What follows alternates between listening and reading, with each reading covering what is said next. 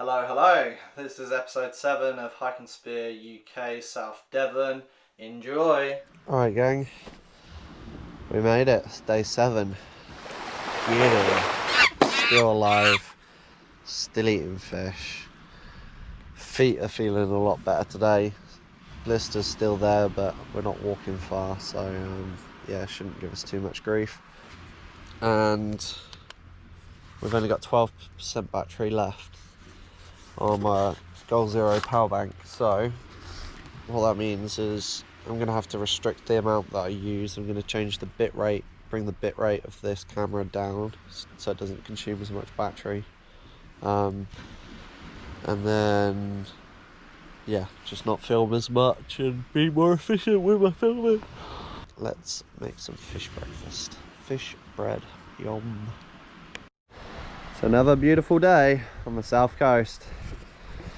Still looking forward to tomorrow when the wind drops completely. It should be around 15 miles an hour today, and then it will drop off to about 3 miles an hour tomorrow or tomorrow afternoon.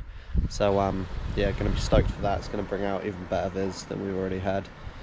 So yeah, exciting times. I'm gonna make this fish, gonna boil off some water as well, top up my water supply, and then make do and head off. All right, take 2. So I've collected my water from the running stream over there and I'm boiling it off. It's going to be used as drinking water, so I'm going to top up the drum light bag. I'm also going to top up that Aussie water bottle and throw in a sachet of Hydrolyte. I'm not particularly dehydrated, but it's good. I'm on day 7. I can have one of those sachets a day, no dramas, so might as well use them and get the most out of them. But this is my view, apart from one crow who I can't see but I can hear, and some sheep. This is all mine, and there's camp. So yeah, I'll just boil this off quickly, fill up my bottle, chuck some Hydrolyte in it, leave the cap open so it chills down a bit, and then I'll be cooking off the fish and then packing up and moving on to the next spot. Not far to walk today. I know I've said that in the past and then ended up walking like 20 miles, but yeah, literally just like 4 or 5 miles today. Set up camp, and I've only really got about 30 miles to go over the next 4 days, yeah, so 3 days, yeah, day 7. So 10 miles a day, not bad. Do one hoofing effort right at the end on the last day, just walk for 5-6 hours and get picked up and get to see little Vinny. So I don't know if I've already covered why today is a good day, but I will. So not only am I in clean boxers today, but I'm also in clean socks, or I'm going to be in clean socks. I'm barefoot at the moment, but I'm going to be in clean socks, so essentially a new person. I gave this a wash yesterday in the stream, so this is essentially new. As you can see, no more salty sweat patches on it.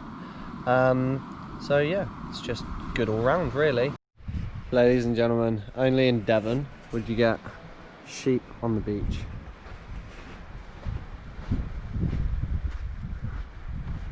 They're just enjoying themselves just as much as I am enjoying myself. I don't want to try and scare them off. Those are 2 sheep. So now the oil is piping hot. We're going to chuck in our 2 bits of pollock. Ooh, just spitting. Just pollock, and our final little bit of flakes. Pollock, move this around a little bit.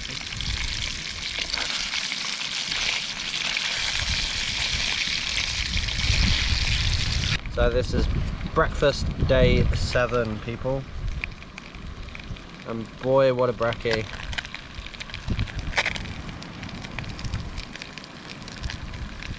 Oh. That'll be enough for one. Keep that bubbling away. Focus on me now. Oh, that could be dangerous. Malt vinegar.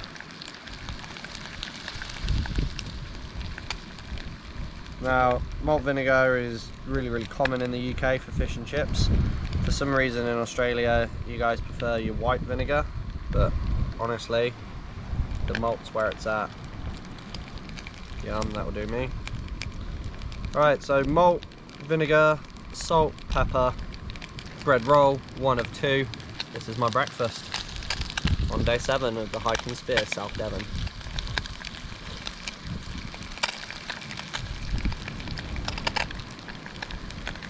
Unreal. It's just a shame I don't have the frying pan, or next time I'll bring some flour and some panko. But it's just unreal. I mean, it's such a nice white flaky fish pollock. Highly underrated. With a bit of salt, brings out that flavour. Right, okay, it's time to say goodbye to the beach. There's been my campsite for the past few days. As always, leave no trace. On to the next one. Right, back on the trail. I know it's on wide lens, but I don't know if you can see, there's a ewe and 2 little lamb down there. Ah, they've got a good life.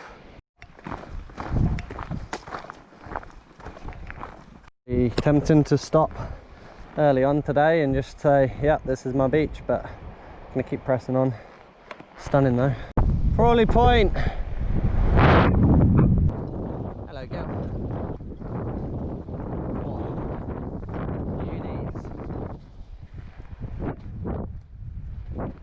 Beautiful Devon. Might look like a mound, but it's not. It's an old World War II bunker, and it's a shame the entrance has been bricked over, but got a little chimney on top so people can breathe. But yeah, that was part of the British World War II defence, was plonking these bunkers all over the south and east coast of England.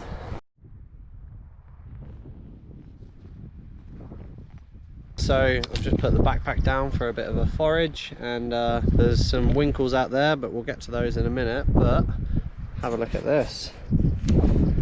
This, ladies and gentlemen, is the wonderful Sea Kale. It's probably one of the best eaten coastal forages, I guess you'd call it. Unfortunately, I can't take this guy because they're becoming rarer and rarer in the UK. And there's only one along this entire beach.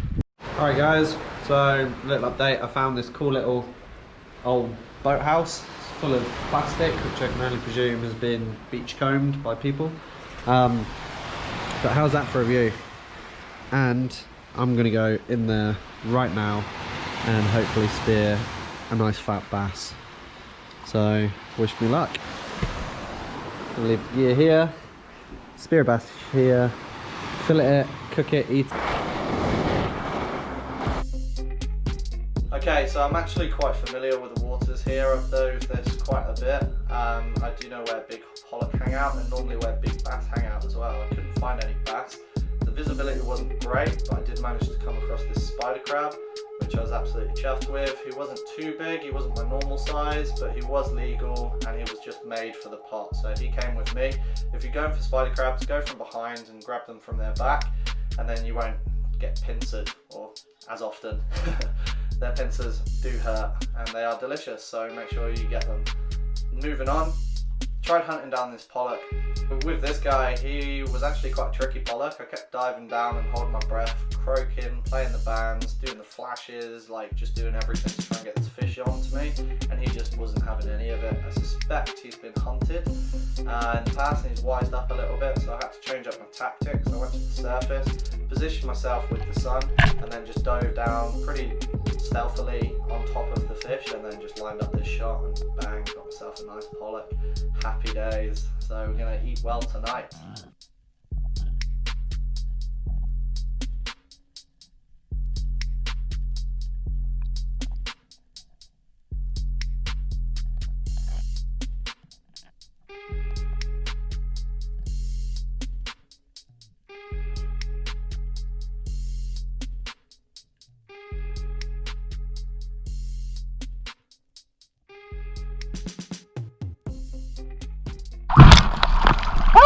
Not a bad pot. Right, so I managed to find a spider crab that was A, legal in terms of legal keep size, and B, that wasn't too big that he wouldn't fit in the bloody pot.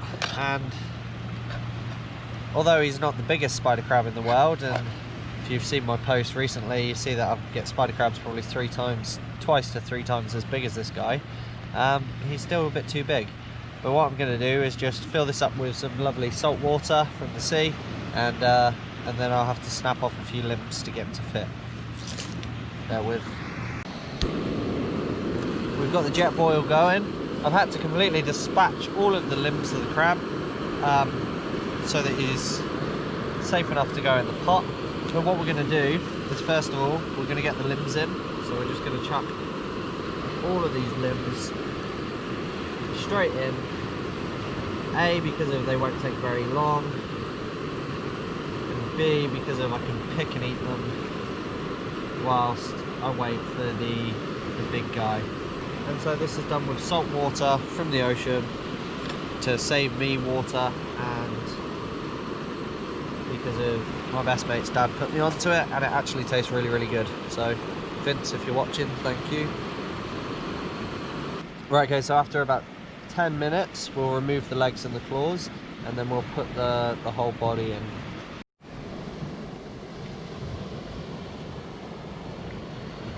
In goes the head.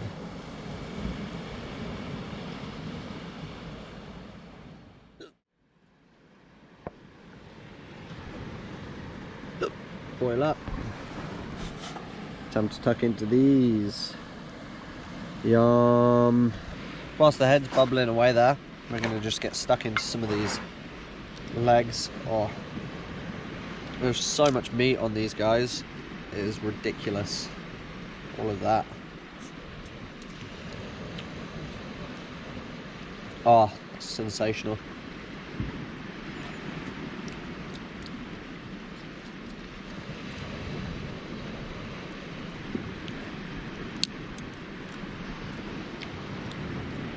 So the trick is to basically firmly lock and twist and pull as you come out, and you should get all of the muscle.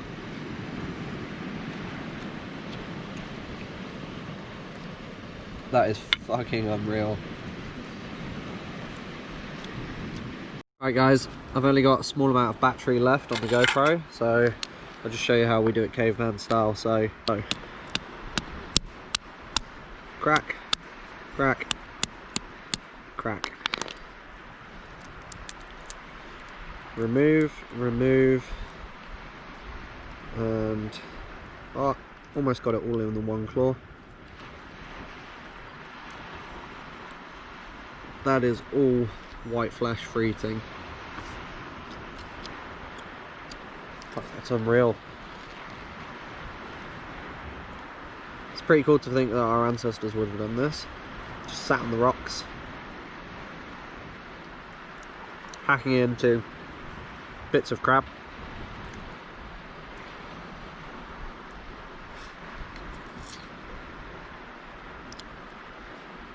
Tucking into unbelievable sources of protein. I mean, look at that on the wing.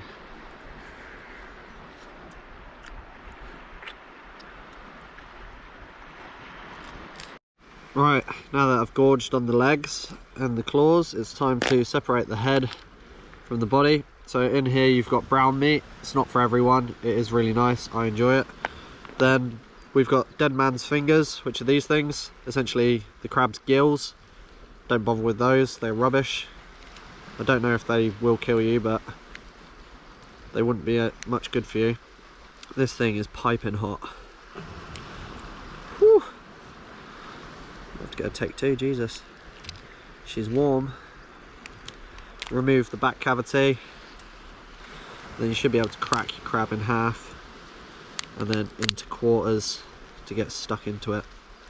Don't worry about all the brown stuff, we're not after that, we're after the white goodies that are in here. That's all white flesh.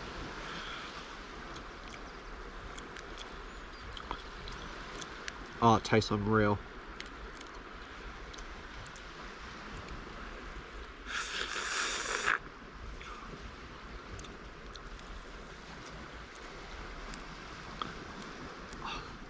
If you love seafood, this definitely is for you.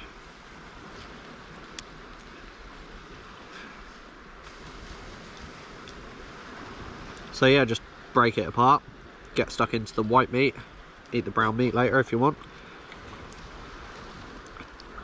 You do you.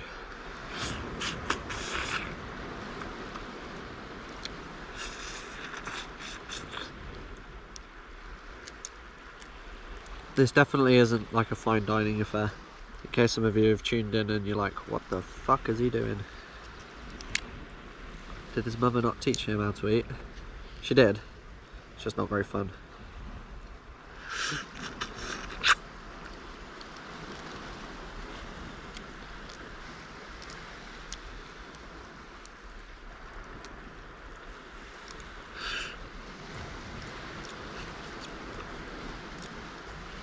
Plenty of excellent eating meat in this crab. Whoop. Whoopsie. It's a messy affair. I did say that, I think. If I didn't, it's a messy affair.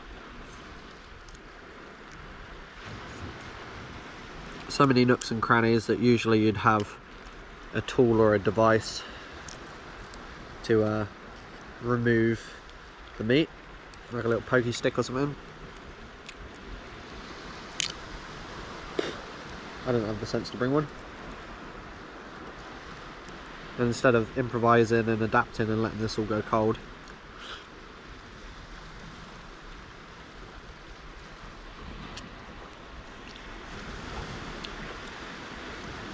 I'm just getting stuck in with my hands.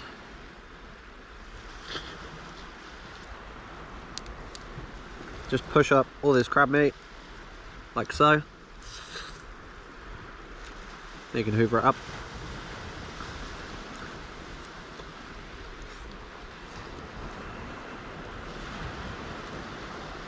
I promise I don't eat like this in restaurants.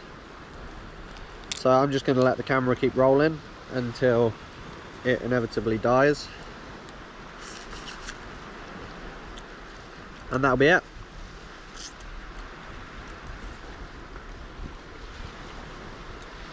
That'll be day 7, done and dusted.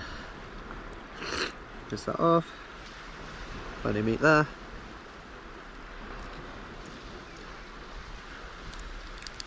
So, pretty good day 7. I realise this is going to look disgusting, but it's really not.